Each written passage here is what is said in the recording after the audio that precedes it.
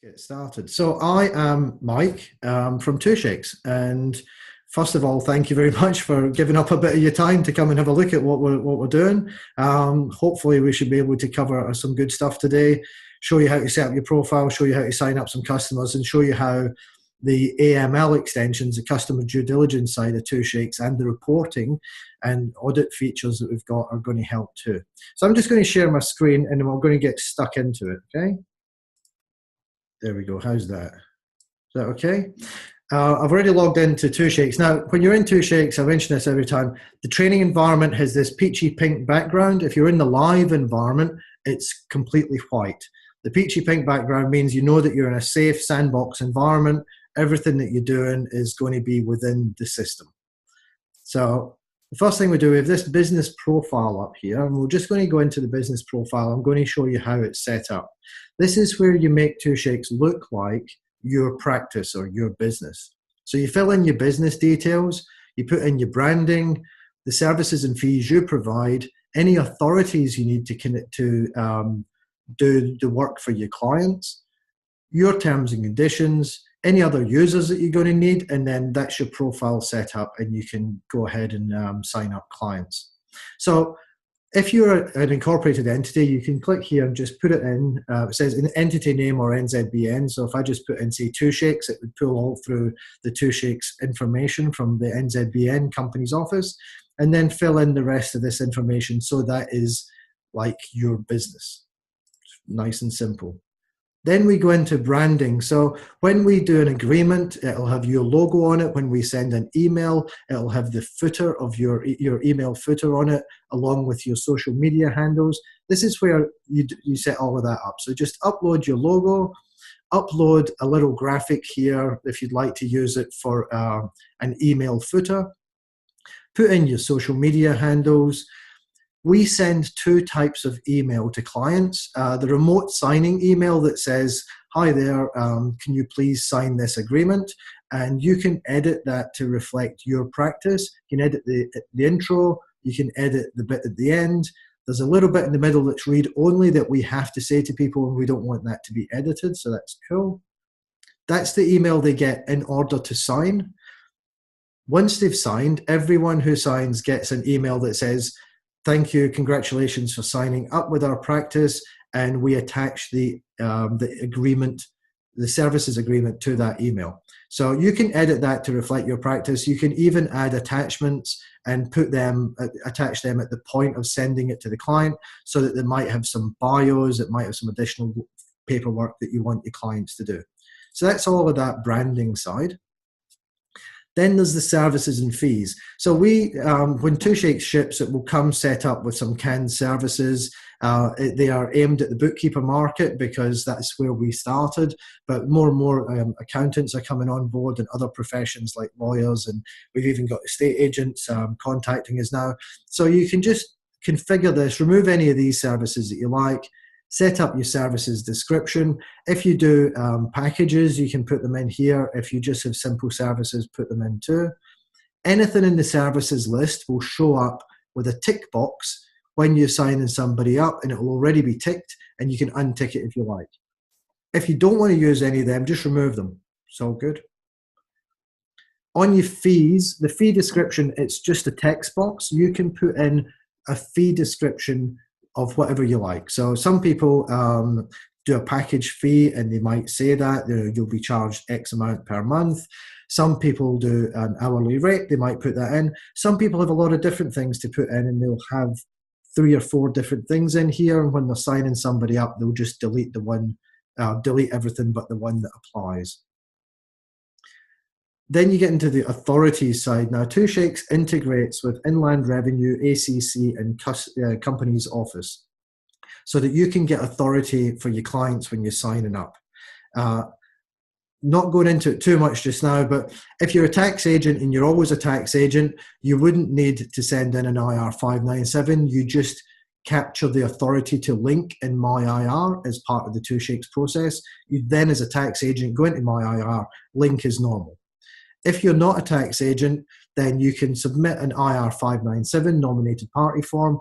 We send that automatically to IR. They process it and send you an email back. With ACC, tick this box if you want to get the authority with ACC. That's an ACC 1766 that we're sending into them. Gives you authority to call up ACC and do work on behalf of your client. Company's Office, that's for doing annual returns. There's a couple of steps to the process where we're actually integrated with Company's Office. Once this is done and you're authorized using your organizational account, we have a whole bunch of that on the website. As soon as you sign up a limited company or another incorporated entity, you'll get authority for the company the next time you log into your organizational account. You can also do a signed letter of authority that's useful for insurance companies, banks, and the like, or do an upload and sign. I'll untick that just now, but an upload and sign, you can do a one-page PDF, and that will get uploaded to Two Shakes, say it's a to whom it may concern, anything like that, to give you the ability to get an authority. We just shrink it and your client gets to preview it and electronically sign. We then have a general authority statement, and this is where we integrate with Practice Manager. So if you're using Practice Manager or Workflow Max, fill this bit in. We can push the new client details, all of the contacts, and the services agreement up to your Practice Manager or Workflow Max. And if you use base CRM, some people do, you can put in an access token and you can launch Two Shakes from within a base deal. So that's all of the authorities. Next up is terms and conditions. Nice and simple. There's a set of terms and conditions here. You can just copy and paste yours over the top. If you've got a alternate set of terms and conditions, put them in here. Most people just use the single standard terms and conditions. And then you can set up additional users. So when you add a new user, the first person in Two Shakes is going to be an admin, and they're also going to be an AML officer. Anytime you add somebody after that, you can decide if you want to make them an admin, in which case they will see the profile and be able to edit all of these things. And you can make them an AML officer. The AML officers are the only people who can see the final button to click for an AML agreement that says, I've completed my customer due diligence and I can now do in-scope services for this client. So only the AML officer gets to do that tick box, which is very important. But that's it. That's the profile, nice and easy. And then we're going to go ahead and we'll sign up a client. Cool. So today, last week we did a fairly simple client. It was a limited company with 2 directors. I wanted just to make this a little bit more complicated this week, so that will be fun. We're going to sign up a company called Aquasinca. Now, there are 2 directors, but we don't realize just now, but the shares are not held by those 2 directors. So this is it's a real company, but it's a completely fictitious situation. I'm just using an example. And so we're going to assume that one of the directors has come in to see us and the other one isn't here. So I'm just going to start searching for the company, which is Aquasinca. So we do a search through Company's Office using the NZBN, and I can see in here, there's Aquasinca Limited. That's their NZBN. They're a registered New Zealand limited company. So I'll select them. Now, it's Karen has come in to talk to me. That's the scenario we're running. So the first thing I want to do is choose a main signatory. All the government authorities and any organizations, the authority only gets signed by one person. So we just ask you, who's the main signatory for this agreement? The other side of that is the main signatory, if they had, say, 3 or 4 different companies, the main signatory would need to be able to sign on behalf of all of them. So as I said, Karen's coming in and we said, well, okay, Karen, you can sign for the company. That's great. You are the main signatory. Just move that little box out of the way. Next, we say, so we know the main signatory. Now, it might well be that the limited company is just signing up as a client. It may well be that the directors, Karen and Paul, also want me to do services for them, potentially do their tax returns.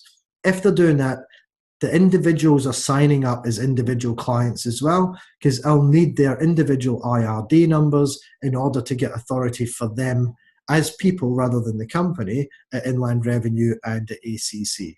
So we'll say, yep, Karen and Paul are both signing up as clients too. So I'm going to do their annual returns.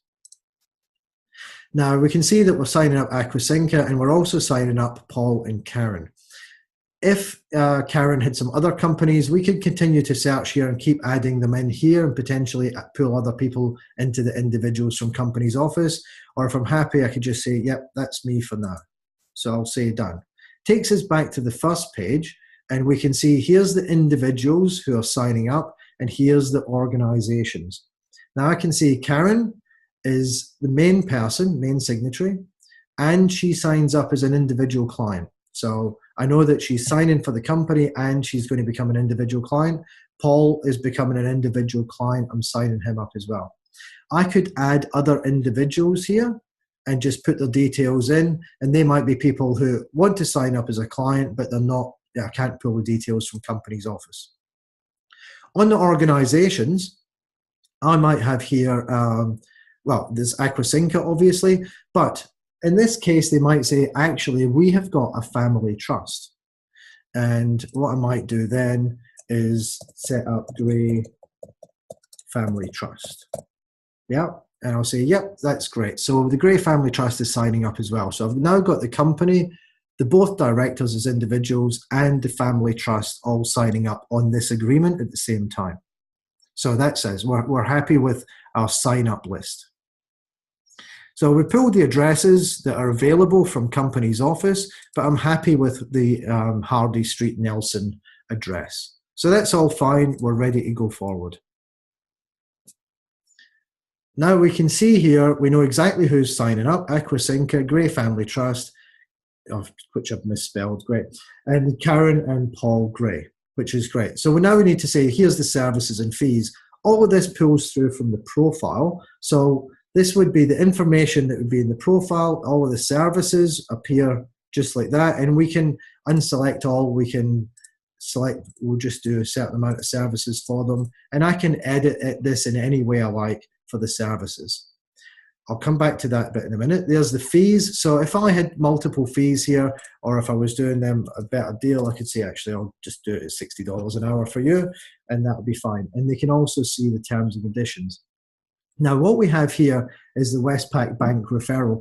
Westpac Bank, through the Innovation Fund that they jointly run with the New Zealand government, were one of the people who sponsored Two Shakes to extend our software for AML. It was a very big project and they really helped massively. So this is a bit of a thank you to them. And it's also a very useful thing. If you have a new company coming in, they might need banking services. If you get a sole trader that comes in and it turns out they're doing their banking through their personal account, and you think, oh, actually, it'd be a much better practice if you have a business bank account. If you like, and it's completely optional, you can say, yep, the main signatory is interested in these banking services, and at the end of the authority, or the end of the sign-up process, the Westpac Bank Business on Demand team will get a referral. They'll contact the customer and they'll take that forward with them and see whether or not they're interested in those services. Again, completely up to you, and there is no obligation on the client when Westpac contact them. So here we've got the authorities. Now, by default, this pulls through everything that I had in my profile. So I'm just going to say, yeah, that's all fine. I need Inland Revenue Authority. I need ACC, Company's Office. So this would have the organisation Aquasinca, and it would be ticked. This signed letter of authority is really useful. It may well be that the Gray Family Trust were having some issues with an insurer for that. So I'm just going to use the example of state insurance. So state insurance, any policy. And on there, at the end of this, I'll get a letter concerning the Gray Family Trust signed by the main signatory, giving me authority to get information from state insurance. That simple. The general authority that appears on the bottom of the agreement. And at any point, you can go in here and you can add notes and files, make notes of the things that they might have, their accounting periods, their accounting basis, any of that sort of thing, upload any other documentation. So that's our authorities done. So then the next bit, so this is AML Customer Due Diligence. So the first thing we ask is, will these services require customer due diligence for AML CFT. And we give you a really handy little bit about this. If you are going to be a reporting entity, by this time, you would have gone through and sorted out your program, done your risk assessment, signed up for Go AML, trained and vetted your staff. You'd have everything ready. This really kicks off from that point where you say, we know we're a reporting entity, we need to do customer due diligence, and Two Shakes is a tool that can help you capture that information. It doesn't guarantee anything. There's no guarantees that if you use Two Shakes, you're going to be compliant. You still have to use it properly and capture the information that you need. But this gives you an idea of some links to the legislation and reasons the services would be in scope for AML. If they weren't for this customer, and if I thought, no, the AML doesn't apply in this case, I can just hit proceed and go forward and get them signed up. So that's all fine. But if we say yes, we open the AML Customer Due Diligence page.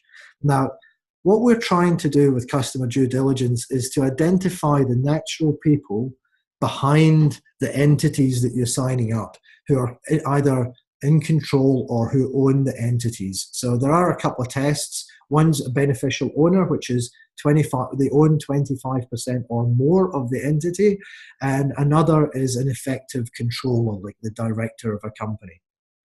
So we automatically have a look through and we say, actually, in this case, we've seen that Karen and Paul are both directors. Karen is the main signatory, so she's obviously an effective controller. Paul is signing up for himself, so he's a signatory, so he is in control of himself. That's fine. If there were smaller shareholdings, we would be able to see a little thing here that said click to see more, people who have less than 25%. And we can add more as we find anybody else who is in control of the company. We go through the NZBN, we pull the information on the shareholdings, and we build up a picture of the ownership, who owns this company. And I'll show you that down here very quickly, where it says Aquasinca. You can see this little bit here. If I have a look at it, I can see actually there's Aquasinca, and it's 100% owned by a possible trust. Now, if it was just Karen and Paul that own 50% each, there'd be a nice simple 2 lines, Karen 50%, Paul 50%. But in this case, 100% of these shares are owned by a possible trust. So we've said, there looks like a possible trust here. It's owned 100%. You need to dig into this, find out a bit more about it. And if there's anybody else in the mix who is a beneficial owner or an effective controller of these organizations, just go in and add them up here. Okay, so that's one part of it. And I can just add them along with a role. So at that point, with it being 100% in the trust, I would be asking them for the trust deed. You know, it's the sort of thing that you could do. I'd like to have a look through it and make sure. The shareholdings to resolve manually, that would also show up if there were some of the shares owned by a foreign company, and it would show in there. Rather than saying potential possible trust, it would say a foreign ownership. So I've asked them about the trust deed, and they say, yep, we've got a trust. It's the Gray Family Trust. You're actually signing it up. So that's awesome. So I know, and I have a look at it, and I can see actually the people who I need to ID verify, I'm still happy that that's Karen and Paul. So if I have a look at the Gray Family Trust here on my AML CFT records, this is where I decide the customer due diligence level for the entities that I'm signing up. Now, we default this to standard, and if any of these apply, or if you decide to do it yourself, you can go from standard to enhanced due diligence. Enhanced due diligence is the same as standard, but you also have to find out the entity's source of funds, or get them to prove where the wealth came from. So in this case, I can say, yeah, I'm all good with them, but the Gray Family Trust, clearly a trust. Now you see we've got a trust tab over here. When I tick this, for a start, it tells me a little bit about the trusts, and I need to do my enhanced due diligence. And trusts also require additional information to be recorded on the trust tab. So when I now go to my trust tab, see that's gone enhanced. And if I go to my trust tab, I can see the Gray Family Trust with their address. And what I need to do based on the legislation is ask it, tell it what kind of trust is it? And depending on that, the legislation asks for different information to be captured as part of your due diligence. Yeah.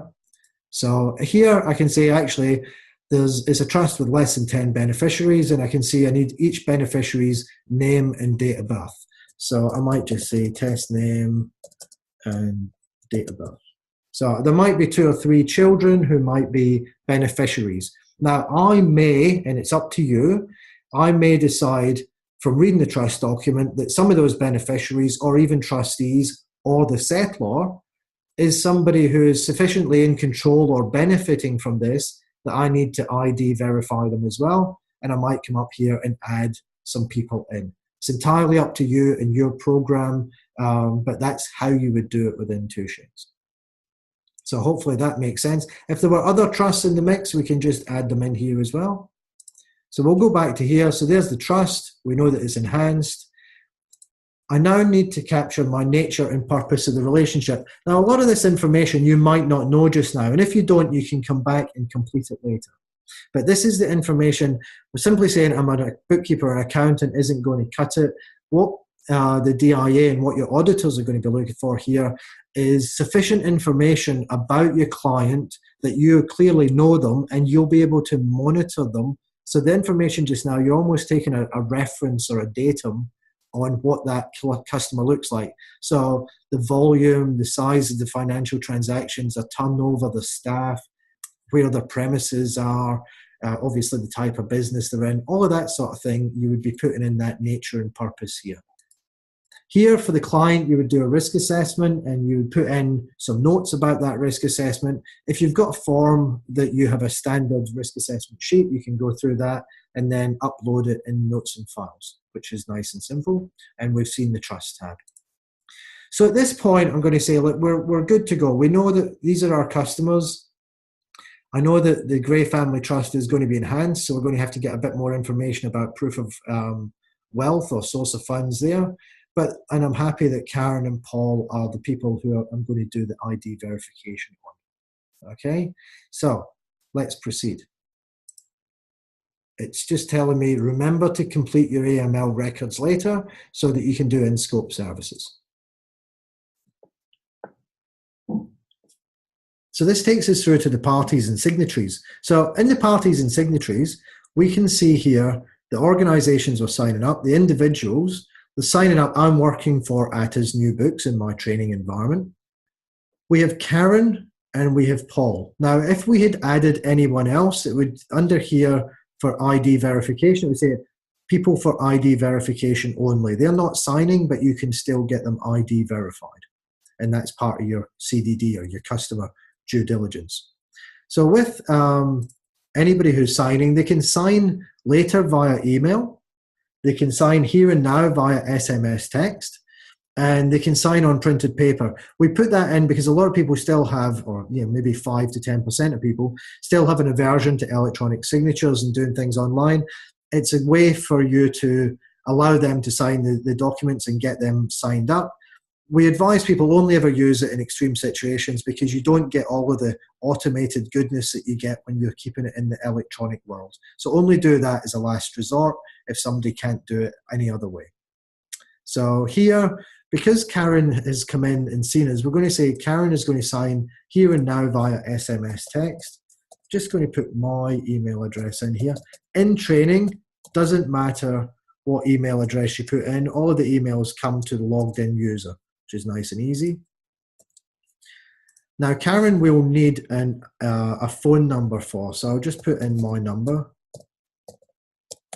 Because what we're going to do for Karen, because I'm using my computer, I need to get an electronic signature that meets the Electronic Transactions Act. That means I need to link it to a device in Karen's unique control. So because we're using my computer, I need to link what's about to happen next to Karen. And so I send her an SMS text with a 6-digit number, and she puts that into Two Shakes in your session, and that binds the electronic signature to Karen. With Paul, I'm going to say, it's okay, he's not here, he's going to sign later via email, and I don't need his number. If I put it in, that's great, I can capture it. But Paul will get a link in an email to come back into Two Shakes, and it's that email to him that creates the electronic signature. So that's all that. We had that all gone through with our lawyers, Chapman Tripp, and our electronic signatures are fully accepted at the Inland Revenue, ACC, and Companies Office. So that's all great. So with ID verification, when we're doing AML, we need to ID verify the people. So in 2Shakes, you can do ID verification manually or you can do it electronically.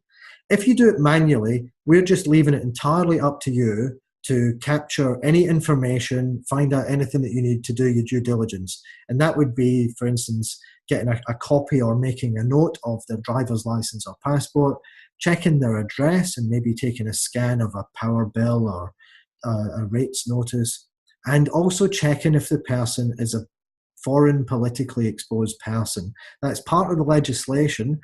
And that's something that may be a bit tough to do, but there are websites out there that can do it. And if you want to do all of that yourself, then manual is fine. You can do it all, store the notes and files in 2Shakes and hit done when it's done.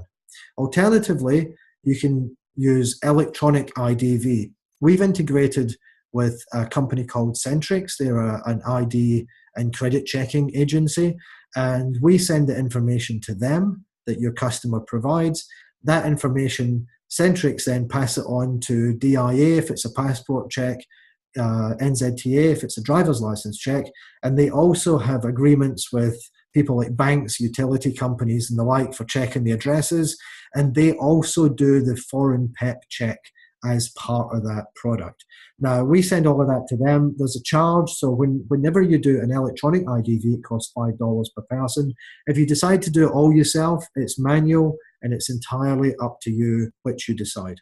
So in this case, just to show you both, I'm going to say that I'm going to do Karen manually, so we'll do the IDV, but Paul, I'm going to say, because I'm sending him an email, I'm going to do it electronically. Now, I could say for Karen, actually, I'm going to do them both electronically, and it's going to cost me $5 for each of them, but I know that it's all taken care of. But I just want to show you what the manual looks like. So I can edit the signing email, and I can edit the agreement email from here. I can make additional notes and files, or I can just hit proceed to signing. So we're going to trigger a whole bunch of workflow that's going to get the signing started.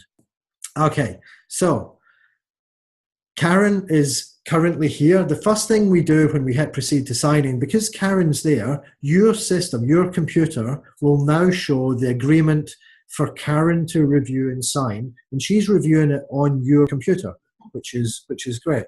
Now, we do need the IR numbers. I'm just going to put in some pretend IR numbers here.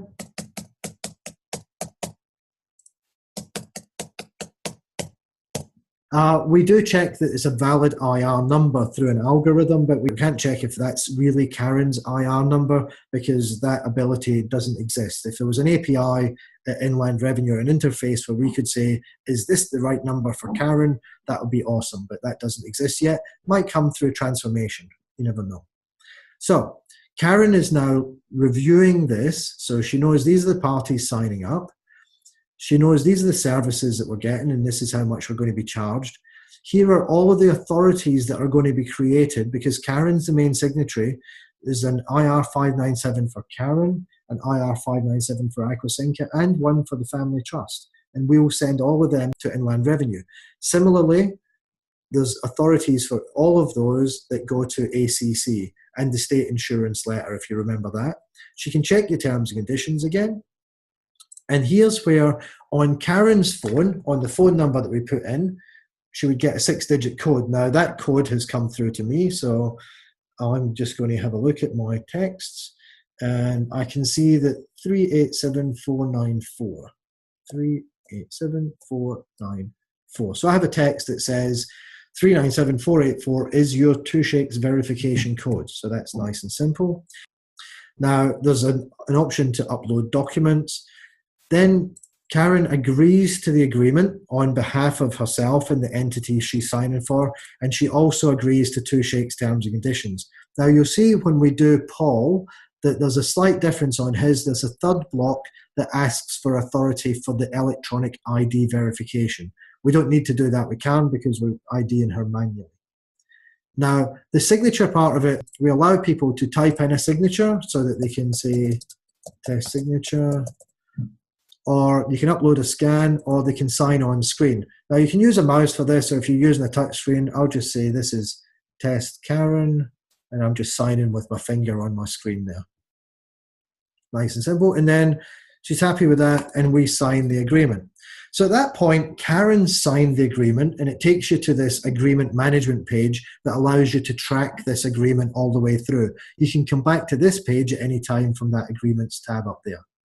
So we can see for these organizations, we're in signing in progress. If something had gone wrong and I decided, oh no, actually I forgot to add an entity, or we'll take off the family trust, I can revert to draft and edit it and then proceed again. So that's something to be aware of. This is a status. So the people status here, we've got Karen and Paul. Karen signed, but we need to check her ID manually, and Paul is pending on both. So then we get into the detail. Here's Karen. She signed.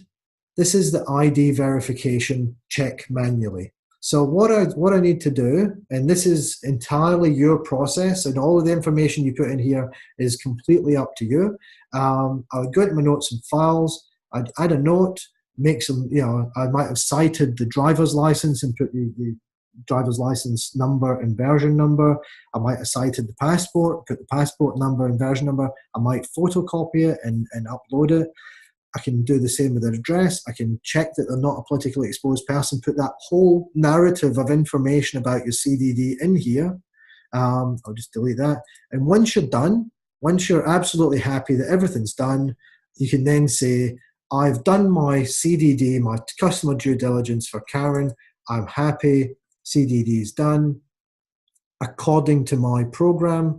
And if I hit proceed, I can then see Karen gets a little green tick, and I've manually completed ID for Karen. So that's how you manually ID somebody. Now, just down here, there's an AML Customer Due Diligence. All of the stuff we saw earlier, the information, we can continue to put information in here, fill it out and make sure that we're happy, and save updates. That's just, the information can sometimes unfold as you're doing this. If for whatever reason it turned out that you had missed somebody and you needed to put them in for ID verification, you can actually add a person in here, put in their email address, it will send them an email for ID verification, and you can add that into. But let's have a look at Paul. Paul, we can see, is pending, and his electronic ID verification is pending. If I had got his email wrong and he never received anything, I can just edit that, change his email, change his phone number, and then it will send out a new email for him. But I'll just quickly go to my email. This is the email that Paul has received. And this is the one, the signing email that I said that you can edit. So this says, hi Paul, we're sending you this email so that you can electronically sign the agreement for services, and please review at this link and sign. So when Paul clicks on that link, he gets exactly the same view that Karen did when she was in the office. The difference is there's no SMS code to put in. The email link that we just clicked binds the electronic signature. So I can see there, Paul needs to put in his IR number. So, yeah, good guess. So exactly the same things. This time though, when it comes to the authorities, I can see that this is the IR 597 from Paul for himself, and also the same for the ACC. He can see that Karen signed. And this is the slight difference. So because we've said electronic ID verification, on this, we have a block here where Paul needs to complete his ID information, and that's what gets sent off to Centrix. Now, we've already put in Paul Robert Gray because we pulled that information from company's office. Now, I'm going to be a bit unfair here and say that Paul was born on the 7th of August, 1940. He's male, and we'll say I've absolutely no idea where that is, but it's in Wellington. And we'll need a postcode. Now, we can put in a driver's license or passport. As I said, whatever he puts in, the document that he's using will get verified against a government source, be that the DIA for the passport or NZTA for the driver's license, as part of that service that Centrix provide. So actually, that's better. I can upload any documents again, and then I can consent to this agreement for myself. I'm agreeing to Two Shakes terms and conditions, and this is the block of consent text for the electronic ID verification. And again, I could sign on screen, or this time, just to demonstrate it, I'm going to say test Paul, and that will be the signature. Once he's happy with all of that, he just hits sign agreement. We give him some nice fireworks and say, thanks for signing. Can you please close this page? So we can now see, we've just updated the agreement. We can now see Paul has signed, which is awesome, but his ID verification is processing. It takes a minute or two to do the ID verification and get the information back. Obviously, this is training, but even so, it can just take a couple of seconds. So, we've now got that checked, and I'll have a look at Paul, and we can see that the ID verification was done electronically, and here's the report. If I open that report, I can see the reference number, the inquiry reference, and that reference number has a traceability to the Centrix reference number that has a traceability all the way through to either the DIA or NZTA reference number for that inquiry that just happened. So you've got good traceability all the way back to that government data source. Centrix's product is Smart ID, and these are the name, the date of birth, the address. You can also see that the PEP watch list is clear. If for any reason any of these weren't able to be verified, then if I go back, this would say for Paul, it would say that electronic ID verification was not verified, complete manually. So I could have a look at the report. I could see that everything was done except for, say, the address. And then we just make sure we say, hey, Paul, can you send us through something with proof of your address? I'll upload that into Two Shakes, and then I'll just hit done. So at this point, the agreement's been signed. The clients are going to get a copy of that agreement saying, thank you for signing. I still have to decide if my CDD is done sufficiently that I can provide in-scope services. So if I go down to show due diligence, I can have a look here. As an AML officer, I can now see the complete CDD button. I can review all of this that's been done, make sure that all of these tabs are completely fine. I've done all my due diligence. I'm completely happy. I can provide in-scope services. And at that point, an AML officer can say, I complete CDD. Little warning, obviously, make sure this meets your program. It's entirely your decision if you're going to provide those services. And when we proceed, that changes it from AML pending. It's now signed, and when the agreements get sent off, it would turn into complete. Karen and Paul both get this. They get that email that says, congratulations, thank you for signing up. And attached to that is a PDF of the agreement that they have with yourself. This shows the branding that we put in earlier in your profile, all of the parties with their IR numbers. We needed that for IR's tax agency as well.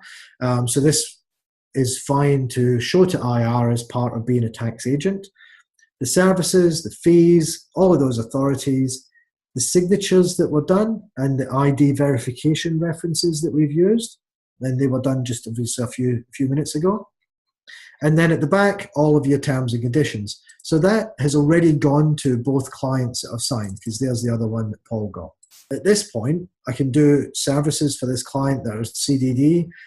If in the future an auditor comes in and says, or when in the future, either my 2-year audit that I organise or a random audit by DIA, they might say, show me the CDD that you did on these customers, and that might include Aquasinca. I just come in here and hit AML report. We've put it together for you. All of the stuff that's been done, all of the notes and files, all of the information about the clients, the services, all of the CDD that you've done, the types of the decisions you've made, all of that has been done. The entity structure, the family trust, all of that has been done for you so that you can show this to an auditor, including the ID verification reports that were done on the people.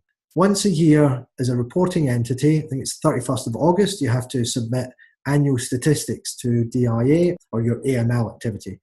All of the stuff that we see in terms of onboarding, so the type of organizations you've been signing up, how many were electronic, how many were in person, how many were done remotely, the types of non-resident individuals, New Zealand resident entity, all of that stuff we collect and we provide this report for you to help you with that annual report to DIA. Now, I was just thinking there was one thing that I didn't do, and I would have done it before as a AML officer. I would have had a look and said, of course, the trust was enhanced. So before I did all of that, I would have just made sure in my notes and files that I had put some proof of wealth or source of funds for that trust in there before I hit my CDD's complete button. Now that they're signed up, I can upload this client to Practice Manager. So if you have Zero Workflow Max or Zero Practice Manager, I've archived some clients this morning so that I've got nothing in there just now. I can just go in here and hit upload to Practice Manager. Takes a couple of seconds. And then when I go back in here and refresh, I will see the clients that we've just signed up. So, and under each of them, I'll see the contacts that we had on this agreement. So I've got Karen and Paul with my email and phone number. All of that information is in there. And if I go to the Documents tab, I can see down here there's a Services Agreement PDF. And if I open that up, it's exactly the same document as we saw before that your client has been sent. So that would be sitting there in your Practice Manager or Workflow Max as well. I think that's probably us done. If I then go up to my agreements, at any point, I can track where things are at, my drafts, what's been complete, what's AML pending. I can come through here, just click through and do any work on that. I can see the agreement. Oh, and one last thing, if I just show you it, if at any time the information that has been sent to government, if I go to my client details, all of those authorities that were created are in here for you. That authority letter that I mentioned, the state insurance one, if I just open that up, this is an authority letter for the Gray Family Trust, state insurance, any policy, signed by Karen. And it says, please take notice that Mike Kelly of Atta's New Books can access information on this. So that's that authority letter that we talked about that would come from your client, signed by your client, giving you authority to act for them. And the ACC forms and the IR ones, like I said, if something had gone wrong or you needed to prove to somebody that you had this, you just click that form, out it comes, and we have populated the IR 597 with Robert's information, nominating Atta's New Books for these accounts at IR, and that is signed, electronically signed with a reference number and a date, and that gets sent through automatically to IR. So that's all in there should you ever need it under the client details, which is at the bottom of the agreements management page. On the support page, we have tons of stuff on there about all that stuff that I talked about, like setting up your the company's office organizational account and that integration. We've got whole pages of step through there that can really help you make it simple. So have a look on the website and go more info support, and it's under there. So in here, obviously there's just normal information, but the bit that says concerned about AML, if I go to more info, then here there's a whole page on what we do on AML and a few useful links down the bottom. If you click on here, that's where you can sign up for training, and you can get that peachy pink background. This is where you'd sign up for the free 10 for the live environment. Once you've set up training and you've run through it a couple of times and you're comfortable, just put all the stuff into live environment and go for it. You're up and running then. If you're ever unsure about a specific client, have a go through in the training with that scenario and see how you might deal with it. If you're not sure, feel free to give me a call or drop me a line. We get some really left field scenarios and we've been able to manage it all so far. So feel free to drop me a line on it. Under more info, if I just go to support, you'll see we've got heaps and heaps and heaps of stuff on here about setting up your profile, signing up a client, managing agreements, the AML side.